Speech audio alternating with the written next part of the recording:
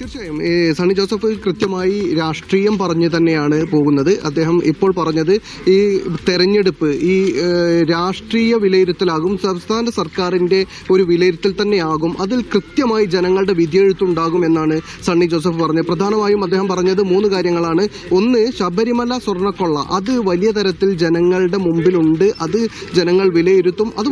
അതോടൊപ്പം തന്നെ എല്ലാ മേഖലയിലും നിറഞ്ഞു നിൽക്കുന്ന അഴിമതി, അത് മുഖ്യമന്ത്രിയിലേക്ക് തന്നെ വിരൽ ചൂണ്ടുന്ന തരത്തിലുള്ള അഴിമതികൾ ഉണ്ട്, അത് അടക്കമുള്ള കാര്യങ്ങളെല്ലാം ജനങ്ങൾ വിലയിരുത്തും. വലിയ തരത്തിൽ ദുരിതത്തിലാണ് ജനങ്ങൾ ജീവിക്കുന്നത്, അത് ഈ തെരഞ്ഞെടുപ്പിന്റെ ഒരു വിലയിരുത്തലാകും. അതോടൊപ്പം തന്നെ മറ്റൊരു കാര്യം ചോദ്യമായി വന്നത് ഈ രാഹുൽ മാങ്കൂട്ടത്തിൽ വിഷയത്തിൽ, അല്ലെങ്കിൽ നടൻ ദിലീപിന്റെ വിഷയത്തിൽ ഈ അടൂർ പ്രകാശ് പറഞ്ഞ ഒരു കാര്യം, അത് അടൂർ പ്രകാശ് പറഞ്ഞത് അത് സംബന്ധിച്ച ചോദ്യത്തിന്, അതുപോലെ തന്നെ ഈ ശശി തരൂരിന് അവാർഡ് ലഭിക്കുന്ന, സവർക്കർ അവാർഡ് ലഭിക്കുന്ന ഈ 2 കാര്യത്തിലും അവർ തന്നെ ആ നിലപാട് തിരുത്തിയിട്ടുണ്ട്. പാർട്ടിയുടെ നിലപാടിലേക്ക് അവർ വന്നിട്ടുണ്ട്.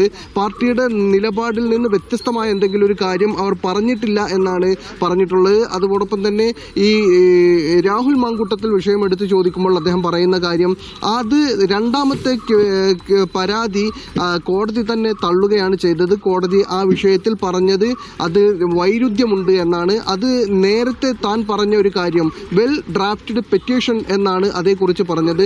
മാത്രമല്ല, തനിക്കത് ലഭിക്കുന്ന സന്ദർഭത്തിൽ തന്നെ, തനിക്കാണ് പരാതി അയക്കുന്നത്, അത് എന്തുകൊണ്ടാണ് എന്നത് തനിക്കറിയില്ല. അങ്ങനെ പരാതി അയക്കുന്ന ആ സന്ദർഭത്തിൽ തന്നെ അത് മാധ്യമങ്ങൾക്ക് ലഭിച്ചിട്ടുമുണ്ട്. അതുകൊണ്ട് തന്നെ ഇത് ഒരു ഇരയാക്കപ്പെട്ട ആളുടെ വെറും പരാതി എന്നതിനപ്പുറം ഒരു വെൽ ഡ്രാഫ്റ്റഡ് പെറ്റീഷൻ എന്ന് തന്റെ വാദത്തെ സ്ഥിരീകരിക്കുകയാണ്. ഇപ്പോൾ കോടതിയുടെ വിധി കൂടി വന്നതോട് നിയമത്തിന്റെ വഴിക്ക് പോകുമെന്ന് അദ്ദേഹം പറയുമ്പോഴും ആ കാര്യത്തിൽ രാഹുൽ മാങ്കൂട്ടത്തിലെ ഒരു സപ്പോർട്ട് ചെയ്യുന്ന തരത്തിലാണ് അദ്ദേഹത്തിന്റെ സംസാരമുണ്ടായത്. അതേസമയം രാഹുൽ മാങ്കൂട്ടത്തിന്റെ കേസുകളെല്ലാം തള്ളുകയും അദ്ദേഹത്തിന് ജാമ്യം ലഭിക്കുകയും ചെയ്താൽ പിന്നെ പാർട്ടിയിൽ അതേക്കുറിച്ചൊന്നും പ്രതികരിക്കാൻ അദ്ദേഹം തയ്യാറായില്ല. നിയമത്തിന്റെ വഴിക്ക് പോട്ടെ, അതൊന്നും സംസാരിക്കേണ്ട സമയമല്ല ഇപ്പോൾ എന്ന തരത്തിൽ തന്നെയാണ് പറയുന്നത്. പക്ഷേ ഈ രണ്ടാമത്തെ പരാതിയുമായി ബന്ധപ്പെട്ട് അദ്ദേഹം കൃത്യമായി തന്നെ പറഞ്ഞു, അത് വെൽ ഡ്രാഫ്റ്റഡ് പെറ്റീഷൻ എന്നാണ് ഞാൻ അതിനെക്കുറിച്ച് കൃത്യമായി പറഞ്ഞത്.